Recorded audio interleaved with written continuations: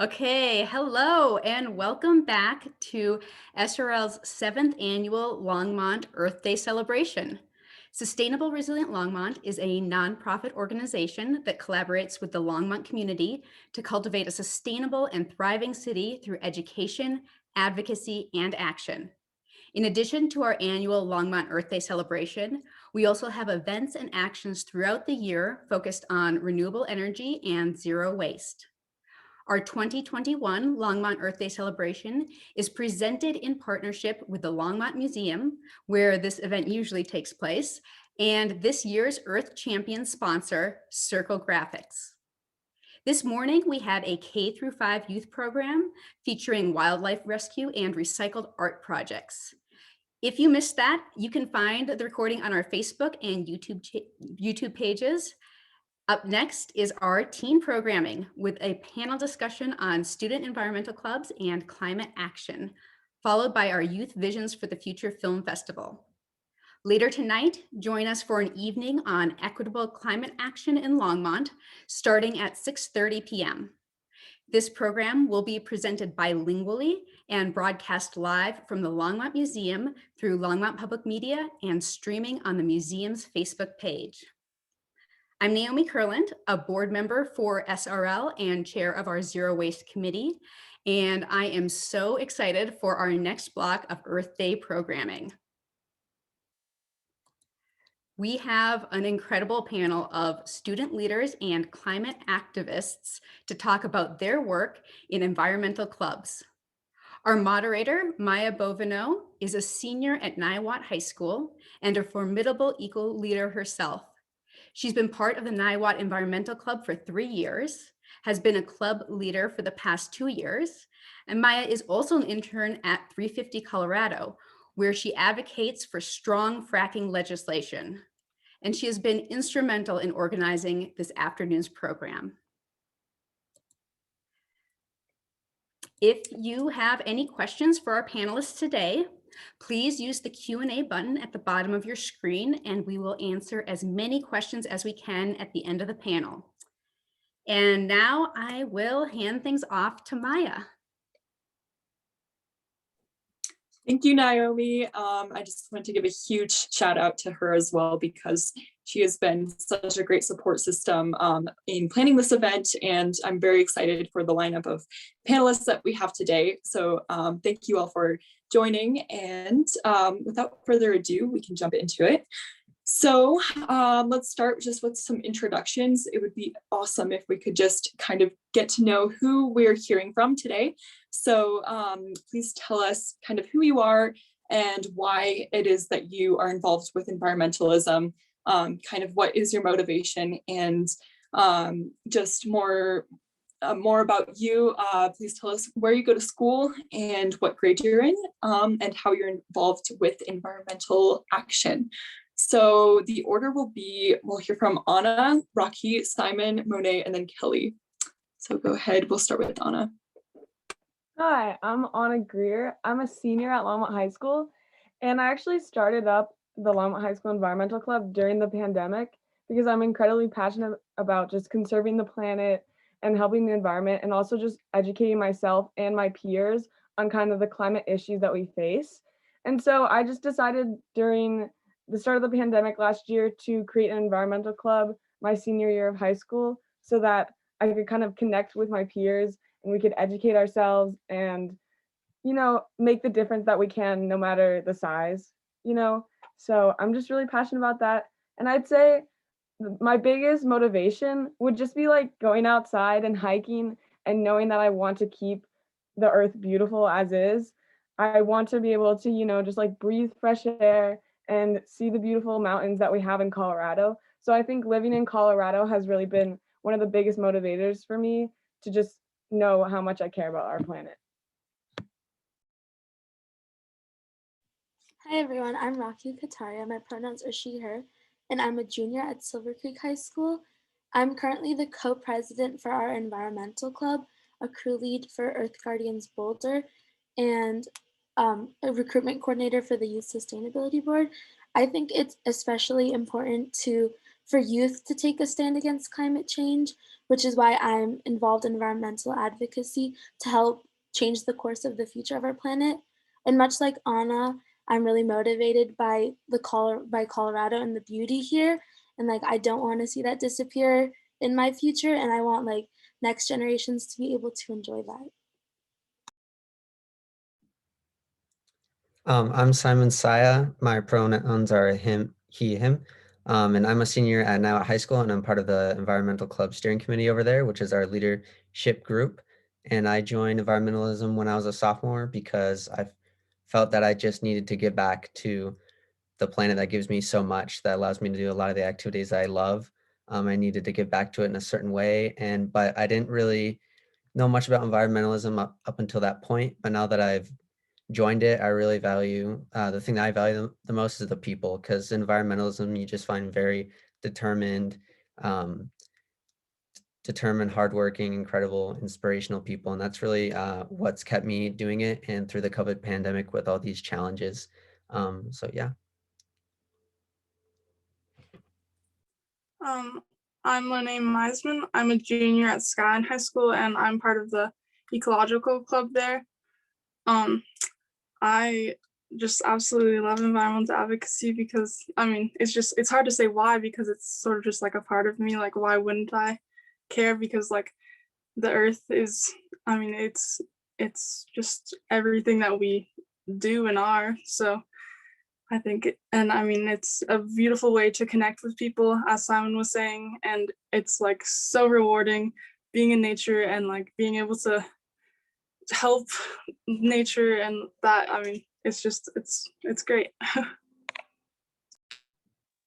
Hi, I'm Kelley. I'm a sophomore at Colorado State University. I'm majoring in fish, wildlife, and conservation biology, and I'm a student ambassador for Warner College of Natural Resources, and I'm also the outreach coordinator for Rams for the Boundary Waters, which seeks to raise awareness about the mining threat on the boundary waters up in Minnesota.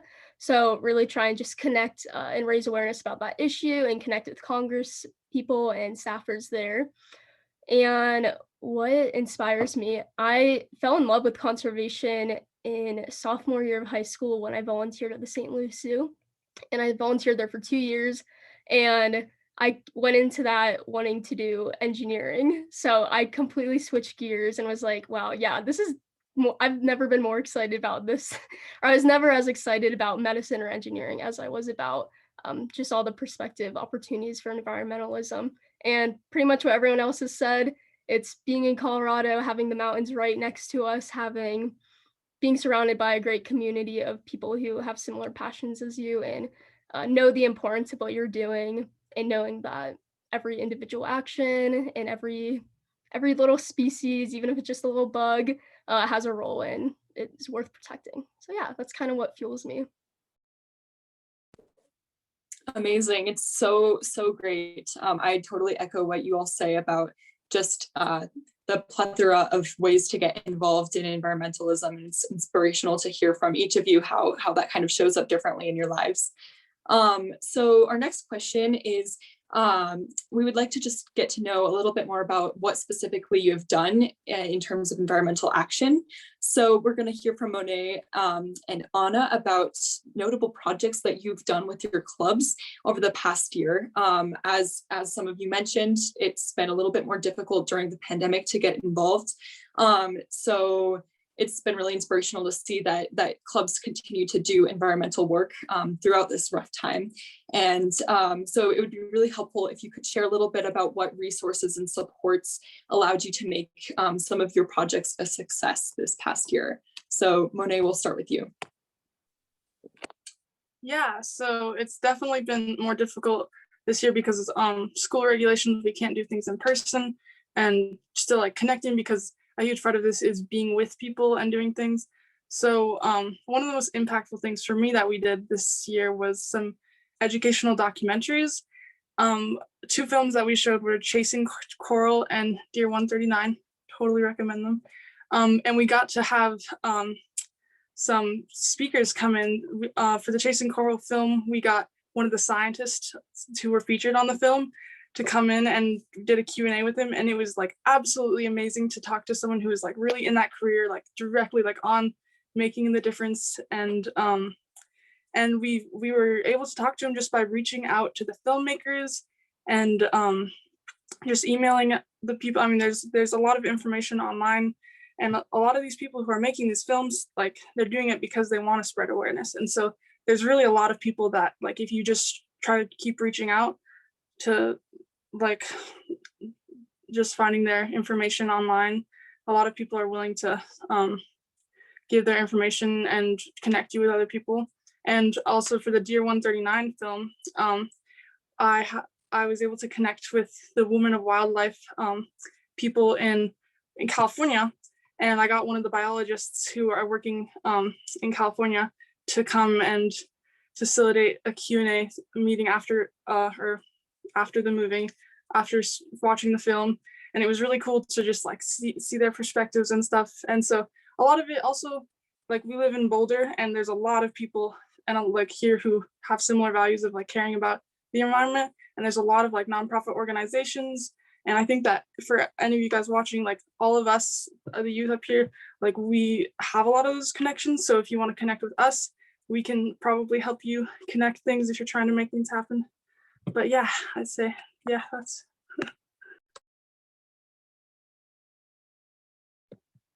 Yeah, so like Maya and Monet said, it was just incredibly difficult to try and find things, especially in person, that could be impactful, let alone try and motivate people, because especially because it's during a pandemic, a lot of people kind of have that lack of motivation when you aren't doing a big impactful project that's necessarily in person.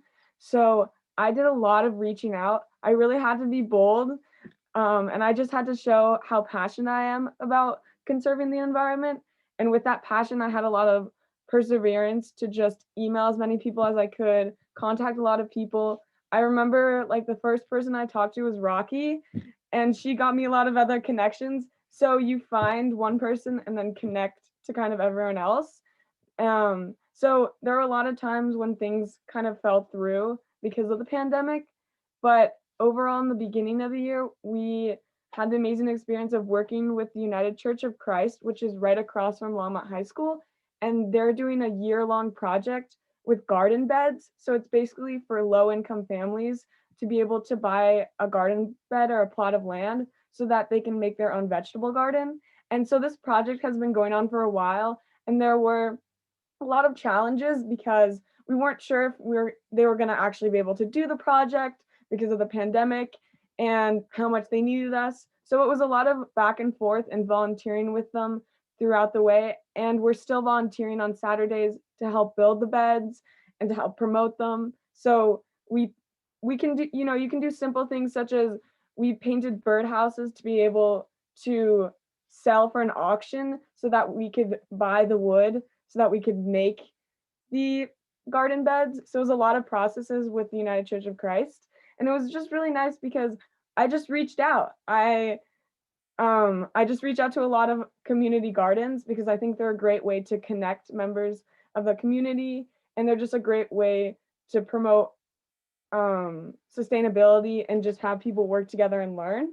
So that was just really nice having this project that we've been working on throughout the year and that we're going to work on throughout the summer. And then the next big thing that was kind of recent was that we had a bus renovation project. So I got into contact with a couple that lives up in Nederland, Colorado in the mountains. And they're actually working on these sustainable homes that are made out of school buses. So they go on marketplaces and they get like repurposed materials. So everything's been used, nothing's new. And it's just really eco-friendly and sustainable. And it's an amazing experience. And in the next Youth Visions film festival, we made a film, Longmont High School, to kind of talk about what we've learned, a short film reviewing what we've learned. But that was just an amazing project because we got to go in person and we got to actually volunteer. We got to get our hands dirty and help them actually build this bus and also learn about their lifestyle and how they're making an impact on the world. Of course, with COVID precautions and everything, but it was just an amazing time. And just know that if you're motivated and if you're really passionate about trying to help our environment, you will make a difference and you will be able to do it. You just have to be bold and reach out to like everyone. So yeah. That definitely gave me goosebumps. And it's actually funny because I live up in Netherlands and I cross I cross their property every day when I go to school, and I've seen the bus and it's really beautiful. So I'm excited to see that film in the film festival. Simon, would you like to share a little bit about what we've done with the 𝐻𝑖𝑤𝑜𝑡 Environmental Club as well? Yeah, for sure. So this year at 𝐻𝑖𝑤�Ｏ𝑡 Environmental Club, we did a couple projects. We started off with an election ribbons project, which was basically we were trying to get people to get out and vote, right? And especially a lot of the 18-year-olds at our school, and trying to raise awareness for that. So we did this project where we would have people come write why it is important to vote on ribbons, and we would tie them up out on the tree in front of the school. And it was a really cool artsy project that we did to really get people involved in the election and know why it matters. But we also did the most notable project that we did this year, or so far, that we've completed, was probably our fracking project. We spent a lot of time and effort focusing on oil and gas development and fracking development within our community, because we realized that there was a big threat of the biggest fracking site being constructed about 3 miles away from our school. So we decided to take initiative as a group. And out of our really big diverse group of people, we had some thoughts of spreading word about this project and why it was so important that we try to do anything that we can to minimize its effects or halt it for some time. So we decided to make a video.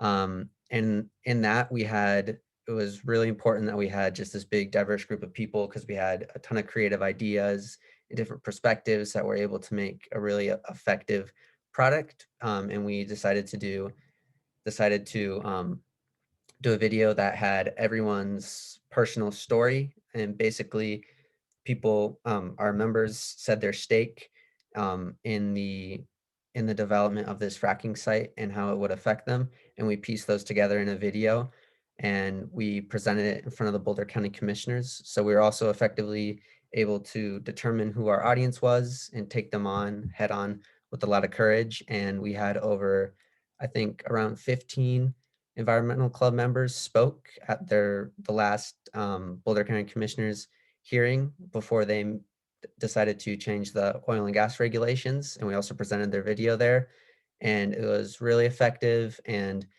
after that meeting, we some environmentalists from other organizations were saying that our video was really effective and emotional.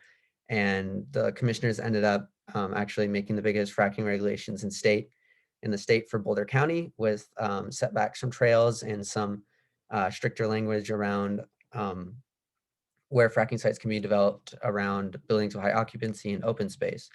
So just having like a really big diverse group that we had, it was incredible that we were able to all focus on one goal.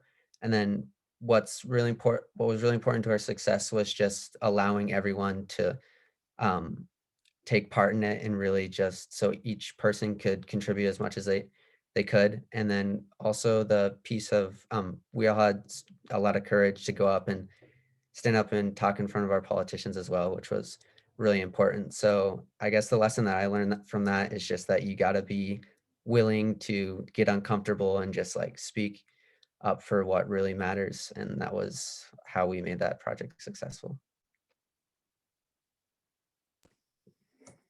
Awesome. Thank you for sharing. So our next question is going to be about a little bit more advice oriented for people who might be interested in starting their own club. I know that we have a few of you on here who have taken the initiative and started a club at your school or gotten involved in other ways. So we're going to hear from Rakhi, Anna, and Simon about any advice you have for a student who is interested in starting an environmental club, again, in the light of the pandemic, like any resources and what allows you to effectively run the environmental club at your school. So we're going to start with Rakhi. So I personally have not started an environmental club, but my job essentially with the Youth Sustainability Board is to help grow clubs and develop clubs by providing resources and connections with other clubs in Colorado so they're not completely alone, especially during a pandemic where it's hard to form those connections. So my biggest advice would be to set up a chapter with the Youth Sustainability Board so you can get all those resources. And then the Youth Sustainability Board also provides different opportunities so you can get involved in your community while staying like COVID safe. And then like you don't have to worry about organizing those because that's a lot to take on, like starting a club and organizing big projects and everything. So just getting involved is a big step. So I think just connecting with other clubs too is also really helpful because they can provide you some guidance on like how they got more members to show up, um, different projects they've taken on at their school that's pretty simple and easy to do, and then just like creating connections so you have a wider community with a bunch of youth who will have similar interests, but also remembering that like a small success is still a success. Like just getting members to show up to your first meeting is a big step. So you actually see that there's people at your school and in your community who want to make a change, and then you can work together to make that change happen. And then another thing is to get on social media because just advertising and getting the word out, because teenagers are always on their phones and then they're bound to find it. They're like scrolling on Instagram or on someone's story, just like the power of reposting things. But yeah, that's my biggest advice for starting a club.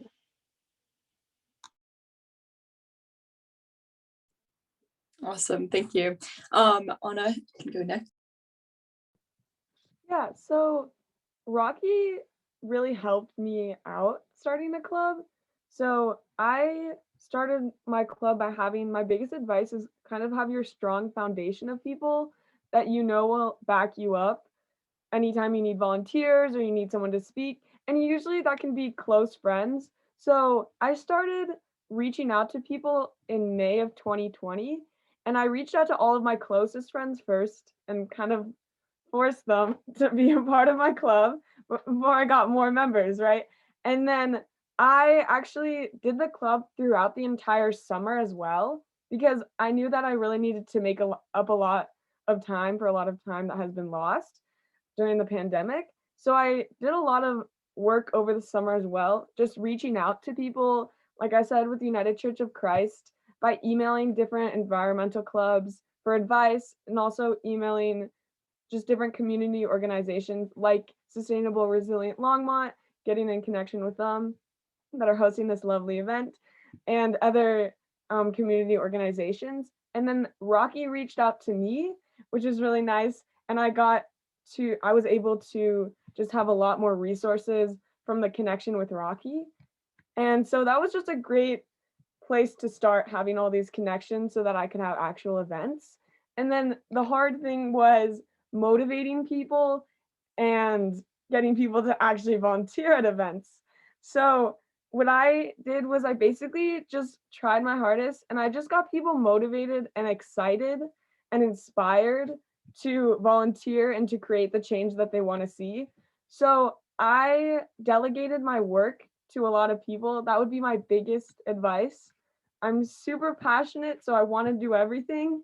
And then I realized that I don't have the time or the brain power to do everything. So I really had to learn during meetings and just during volunteer events that you have to delegate the work to other people. So I created an officer system. So I have like my vice president, I have my secretary, and like Rocky was saying, I have someone in charge of social media because that's the biggest way to get people stoked and super excited for upcoming events. So I had someone post every time we volunteered or anytime we had an event so that we could get people excited to learn about our environment and to possibly join the club. And then by delegating work, we were able to do more. And of course, there were a lot of setbacks because we had a lot of goals for the year. And I'm really grateful that we are personally at Longmont High School, we're at school 4 days a week, which is really exciting, but it only happened during the second semester. So our entire first semester, we were completely online except for a few months. So that really set back a lot of the plans that we had. But I think ultimately motivating people and having goals for people and also having fun events for people. So in the beginning of the year, like we had a tie-dye event, and we had an event where we just created the logo that we wanted and like our mission statement, because it's a club, it's a community effort. So everyone needs to have their say and have their input. So instead of just having one person tell everyone what to do, which is difficult, I'm not gonna lie, it's very difficult, but you have to delegate it to everyone else. And I think that was the biggest challenge, but also something that I worked on and I learned, and I'm still learning, because just working together in a community and in a group is an amazing effort. And it's just amazing to have everyone's insight and input. Yeah. That was incredibly well said. And I have to say, like, to echo what you just said, it is always a learning process and you never stop learning. There's never a moment when you become the perfect leader or anything. So it's important to always be able to just open yourself to developing and finding new ways of being the most effective as possible. So Simon, do you have something to add on to this? Yeah, I'll add on a little bit. Rakhi and Anna said it really great advice and covered basically everything that I would say. I just really think it's really important for starting a club just to have a mentality that it's nothing's gonna be instant, right? You're not gonna like change the world, but like Rakhi said, those small successes, you need to take those and really value them and like really see that those values in them, and see how, and then use that as your seed to try to grow to jump up like to the next level of what you can do for bigger impact. And just know to celebrate those small successes and also make sure that other people are seeing the fruits of those successes as well, because there's no really a lot of longevity in like environmentalism if you can't like really see see the positives in what you're doing. So that's what I would have to add. Amazing. Thank you. So our next question is, what opportunities exist to expand your impact beyond your school? So outside of your environmental club, kind of how else are you involved in environmental action? And this will be a question for Rakhi, and then we'll also hear from Kelley, who is involved with environmentalism at CSU. So Rakhi, go ahead and start. I think like the first main step to get involved is just like getting involved at your school clubs if they have one, or starting one, but like external from school, just getting involved in community organizations, like Sustainable Resilient Longmont, for example, or Earth Guardians. I'm a crew lead for the Earth Guardians Boulder crew, and we just meet every week for 30 minutes and just like talk about environmentalism, what we want to do in our community, and just like create those bonds and try to make a difference in our community to help encourage sustainability and make our impact, even though it's not like the biggest world changing impact, it's still an impact, which is important. And then just like educating yourself, reaching out for additional resources, and just networking, I guess, but like not in like the business type of way, just like reaching out to people, creating those connections and making friends in the environmentalism sphere, because then the opportunities will like start to come to you. And then like with the youth sustainability board, we have a newsletter which we send out bi-weekly with a bunch of opportunities going on in our community, which you likely wouldn't have been able to find on your own by just like setting out and searching for it on the internet.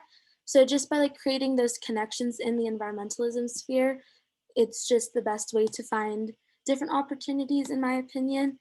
And also like people reach out to you, as like for me, for example, I've had a few people reaching out to me asking if I know anyone who'd be interested in doing this, or if I'd be interested in doing this. So if you want to get involved or anything, I'm sure everyone on this panel and I have something or know of someone who'd be looking for someone to get involved. So if you want to, all our contact information will be shared, so you can email me or anyone else.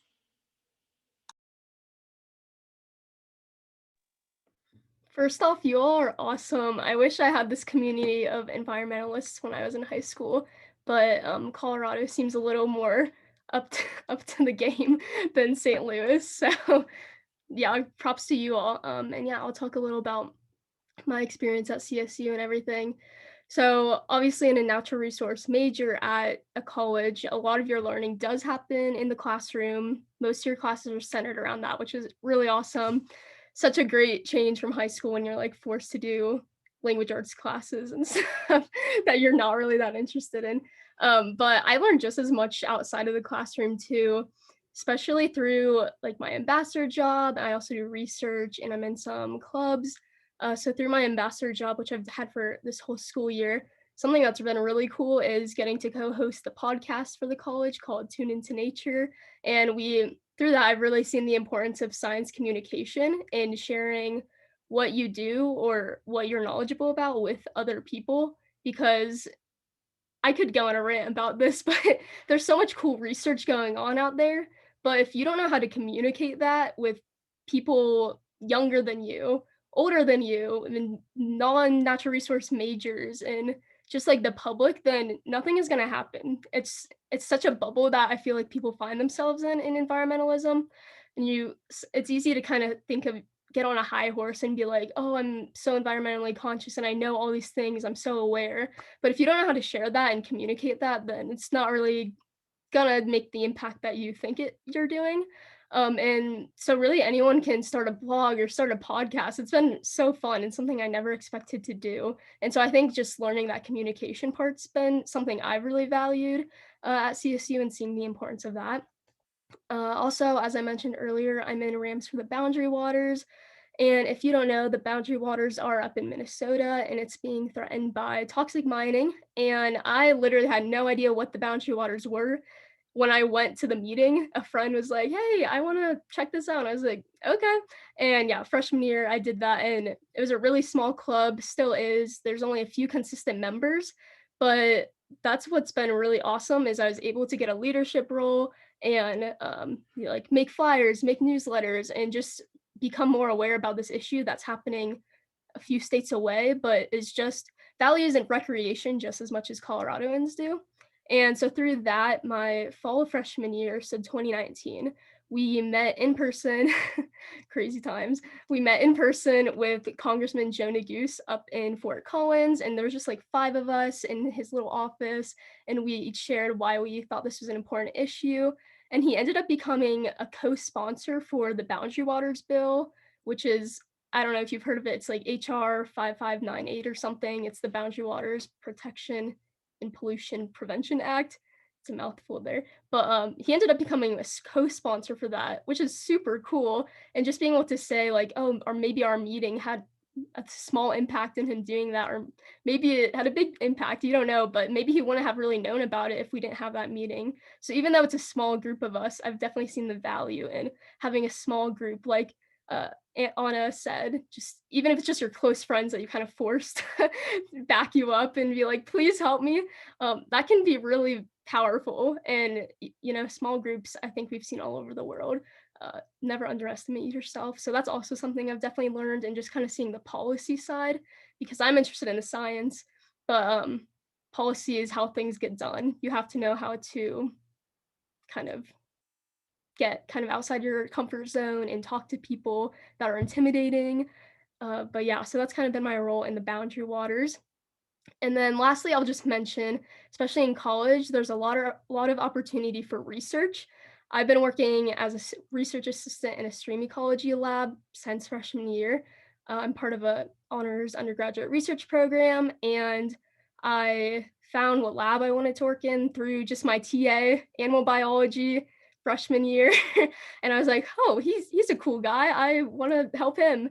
And so we've been last year it kind of got cut short and I didn't really do much lab work, but this past fall, we went out to Wyoming, got samples from a stream, and basically the research is how beaver dams are helping create refuges for aquatic insects and fire disturbed ecosystems, which is mouthful. It's hard to explain to people, but we were able to go into the field. I've been able to go into the lab and go through these samples like every week this whole school year, which I feel really fortunate to have during COVID and all the restrictions that campus has had and a lot of online classes, but at least I was able to do that and kind of get that field work. And that's definitely been a connection to a lot of really cool grad students or professors that I know I could reach out to if I wanted to.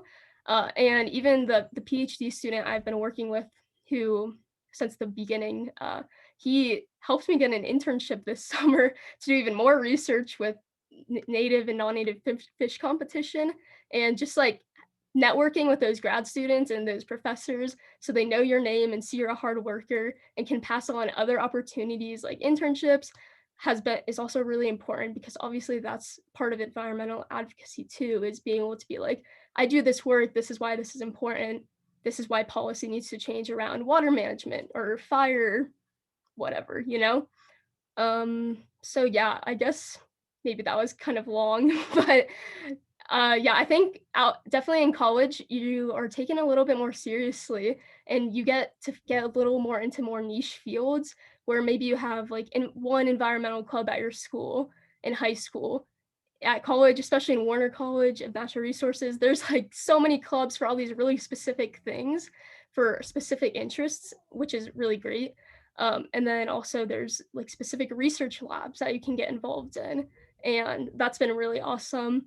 And it's just more responsibility. I feel like people just take you a little bit more seriously. And especially once you can vote, which I know usually by senior year of high school, you're able to vote. But once you can be like, I'm a constituent, you have to listen to me. I can bother you as much as you want and you have to listen to me. Then I think that's kind of fun too, to kind of have that power. And like, I could vote you out of office. So listen to what I care about and I want to see change, or I'm just going to keep coming back, you know? So that's kind of a long, short story of everything that I've done and has really made me more well-rounded environmentalist, I feel like. That's awesome. Thank you so much for sharing. It's fun to hear about kind of how environmentalism develops throughout different times in your life. Like, it feels like the systems that you're almost stuck in as a high school student kind of expand when you graduate so that you can kind of get more involved in what you're interested in specifically.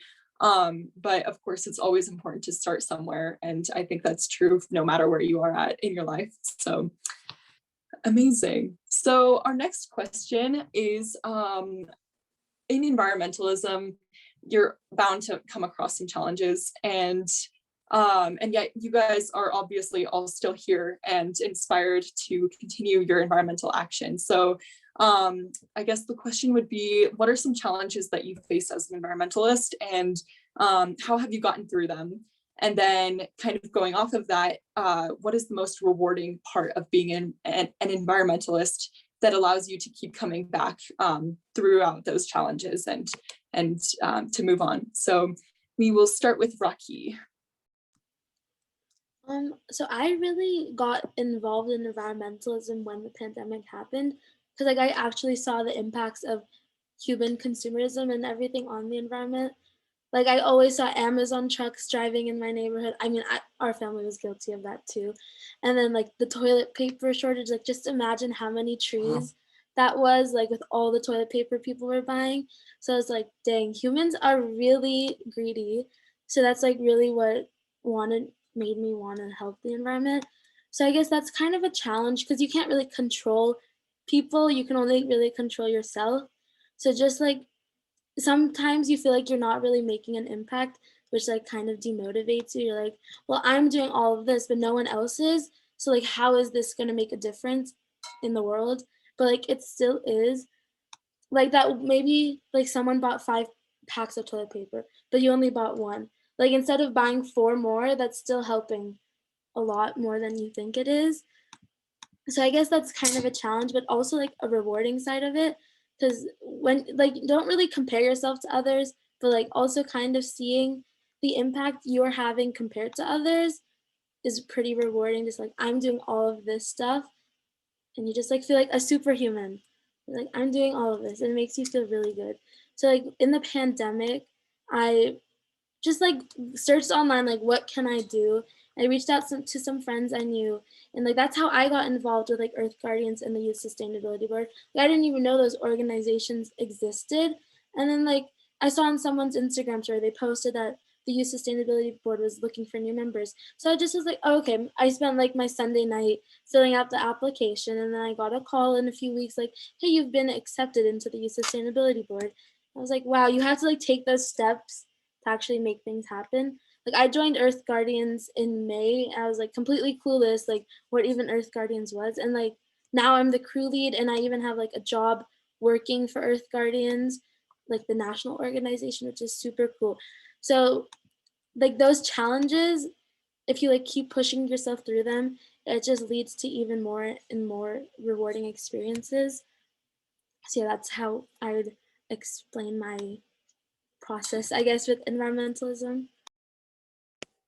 Amazing. Monet, you want to add on something real quick?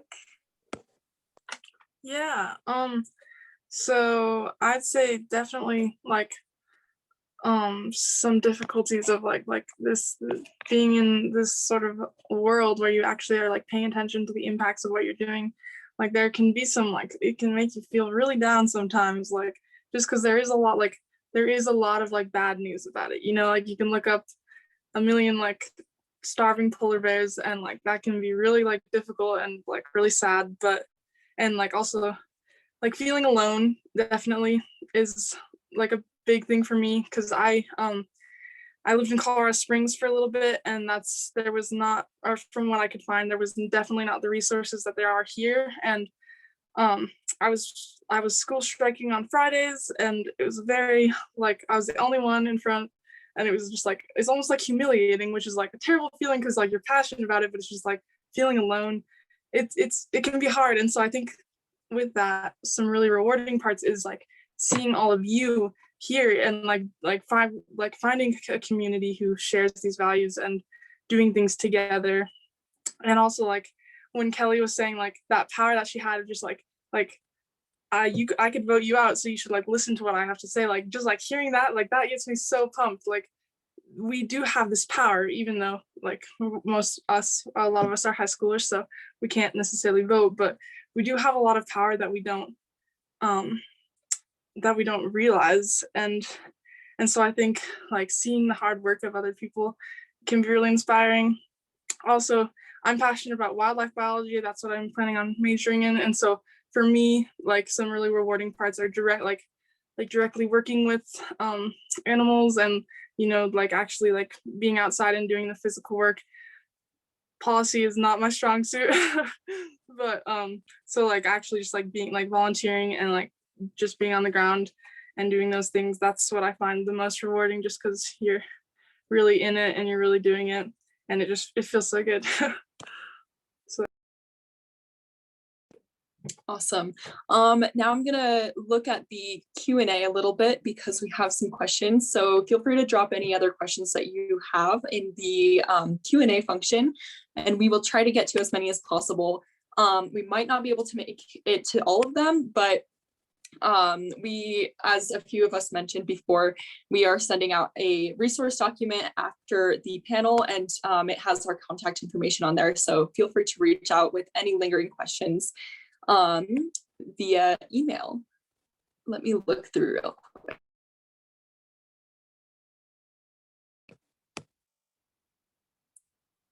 All right, so the first question is for Rakhi. Could you briefly give us a little bit more information about the Youth Sustainability Board? Is it like what city is it affiliated with? Who's behind it, and what resources do they offer? So the Youth Sustainability Board, it's a student-run nonprofit in Colorado. It first started just in Denver, but then they've slowly grown out. Like, because I'm in Longmont, so like I recruited some of the chapters or school clubs I knew in Longmont, so we just like are expanding our reach. So basically, the Youth Sustainability Board focuses like on empowering youth and like providing school clubs with resources to help them get going and just make them as effective as possible, and just so they don't feel alone, because like all these clubs, we have different councils where different geographical regions can meet together, like different clubs in geographical regions can meet together and like discuss bigger things they want to do in their community instead of just a school focused thing.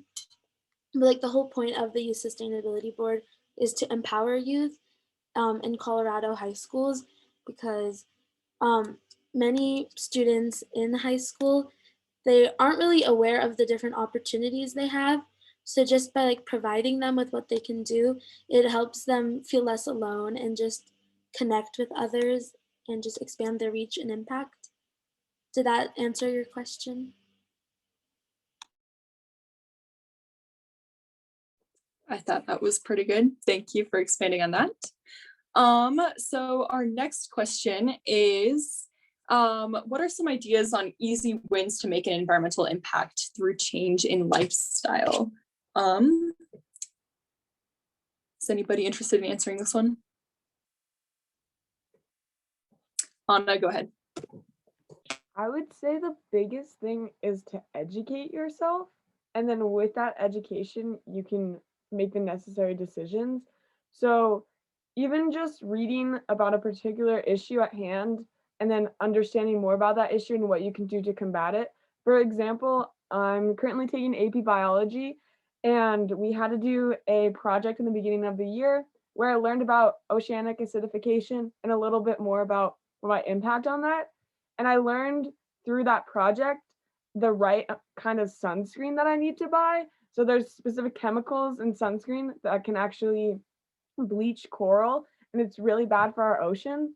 So educating myself led to this conscious decision to simply buy a different product because of a chemical that is in different kinds of sunscreen. So just a tip out there, you should buy zinc sunscreen, not the ones that are like not the big brands. You want to buy more sustainable brands, and that's another thing that I would say is like a really big important change to your lifestyle is understanding what you're buying and where you're buying it from.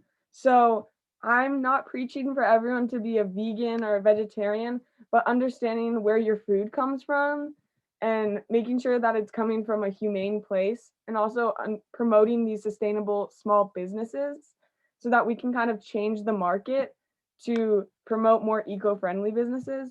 And then of course you can also do daily things like using reusable water bottles and carpooling, and just being more aware that, hey, instead of using all of this water, I can be more conscientious about what I'm using because I've educated myself on the environmental issues and on what I can do to help them. So I would say that's the biggest thing is throughout the year, I've just continued to educate myself on different environmental issues and on climate change. And I've learned that the biggest contributor are these massive companies. And so if we can get consumers to change their behavior and to stop buying, I know it's inexpensive, so it feels like it's better, but spending that little bit more money and educating yourself on learning where your products are from so that we can just promote more sustainability and stop this throwaway culture of just buying like styrofoam cups. Please don't buy styrofoam cups. And buy reusable cups, or if you have a house party, give people drinks and mugs. Like, it's okay, we can wash things. So just making those conscious decisions and knowing where things are coming from, and also appreciating everything that you have and just being grateful for the earth that we are on. So, yeah. Incredible. I love this. You guys literally give me goosebumps.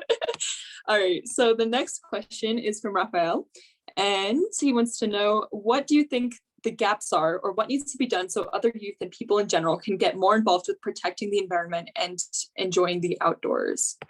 Let me know if you're interested in answering this one.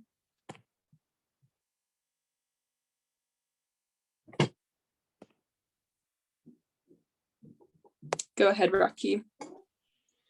I think a big gap is between like the youth and adults, because youth are like so passionate and they want to do all this stuff, but they can't really make those big changes without the support of adults and like supporting climate legislation and all that kind of stuff. Because I think Kelley, I think you're the only one here who can vote most likely. And just Kelley's vote won't be enough. We need to get like all the adults who can to support climate legislation. So like everyone on this call can have like a pretty earth to live on instead of like smog everywhere, like the Lorax. You don't want to have plastic trees everywhere or like bottled oxygen. You want to be able to use the natural oxygen from trees. So like just getting outside and just enjoying nature is also a big step, because then you'll find values within you just like propelling that change, instead of just like me talking won't be enough. You have to like experience it for your own and be willing to make those changes.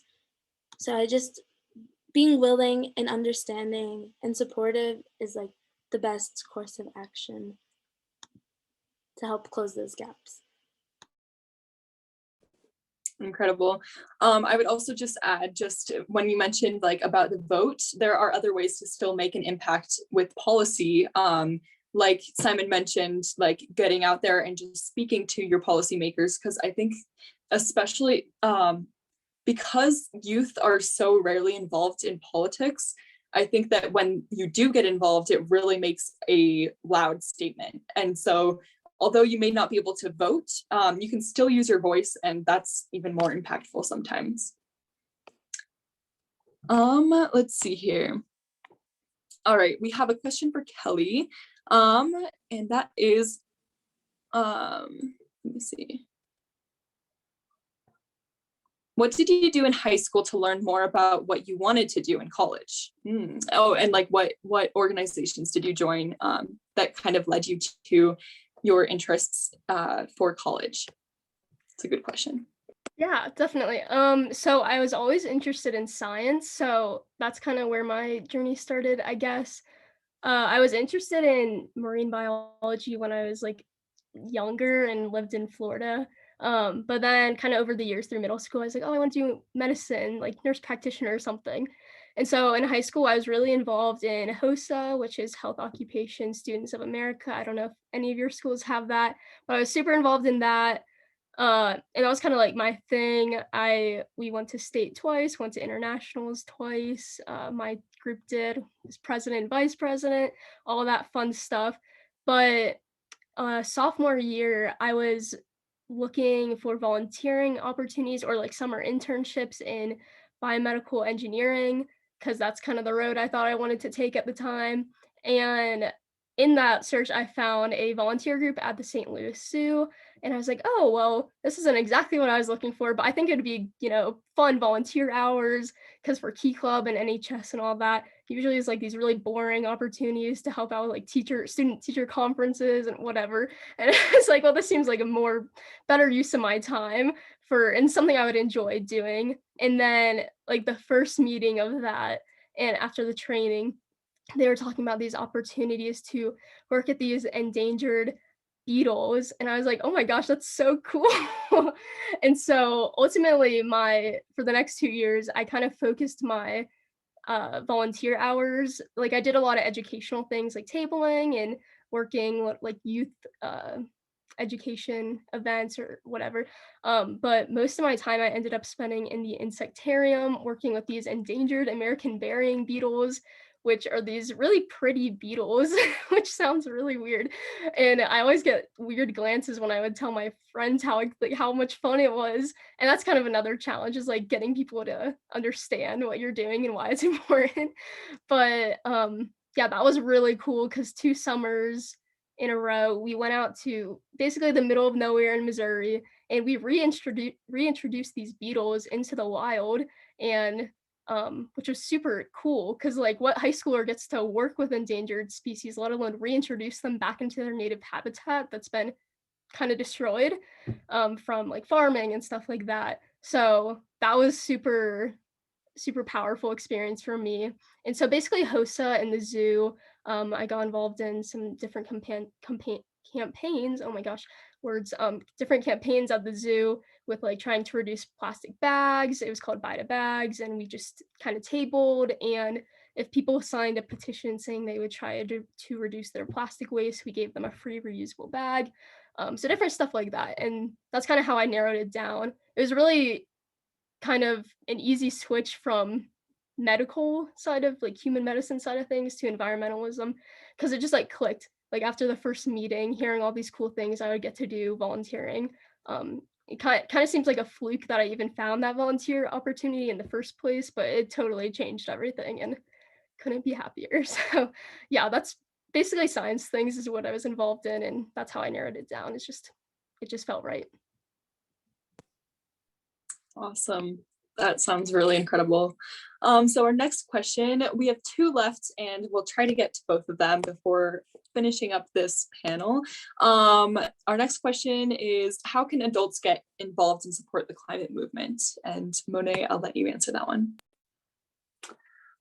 Yeah, so recently what I've been trying to find all these volunteer things, and it's been super frustrating because like so many of them are like you have to be 18 and older. So I guess it depends on the time commitment that you have, but there are tons of volunteer opportunities for adults that are not available for people like me. So like volunteering, it sort of depends on what you're wanting to do, because like volunteering at animal rescues, you have to be 18 and older. There's a lot of like, there's the Raptor Rescue Center in Fort Collins. There's the Greenwood one that was here that was also featured today in one of the meetings today on this thing. I think it was Greenwood.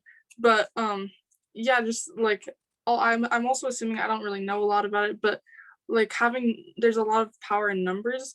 And so it's not that you have to like create your own thing, but particularly in this area, like I know Oceans First is organization in Boulder, which their mission is like healing the ocean. I don't remember exactly, but I think there's like a lot of organizations that have like valuable volunteer positions, and I'm sure like depending on your time commitment, like there's a lot of things that don't take a lot of time, but and that will like get you connected, because like just like doing one thing, you meet tons of people, and so that is like a big thing for just like starting out. It doesn't have to be like the perfect thing, like the one thing that you always wanted to do.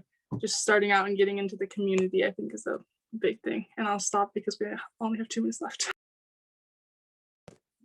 All right, that's amazing. I definitely echo everything you just said. And so yeah, let's just have one last question. We'll make it a brief answer, but as I said, you can always reach out to us with follow-up questions. So the final question is, can you provide some examples of projects that clubs have spearheaded and how the funds were raised? And what are different roles for the members of the club? Who is interested in answering this one briefly? It's kind of a hefty question, but Simon, did you want to take a shot? Can you say it one more time? Yeah, totally. So basically, what are let's see, how can you raise some funds? We know about this, but to do projects, and what are some different roles for the members of your club? Yeah, so there's a lot of different ways you can raise money and different ways to raise different amounts of money. We just previously did, as Now Environmental Club, a little chalk event where we drew some environmental designs and then tried to get money to adopt an octopus from the World Wildlife Foundation. So just making a really fun event and having people get involved with it. You can get a little money, but also you can reach out to other organizations like the Sustainability Board or Earth Guardians and look for, or in district and look school district and look for things such as grants that can give you bigger money towards some bigger projects as well. Awesome. And as we're at time, I think we're going to cut that one short, but please reach out to us. Like, please actually email me, because we have been fundraising for an outdoor classroom project, and we have lots of connections for getting funds. And without further ado, thank you all so much for all your incredible answers. I learned a lot, and I hope everybody attending did as well. I'll pass it off to Naomi to conclude this event. Yeah, thank you. Thank you all for joining us to share your experience and advice on running student environmental clubs.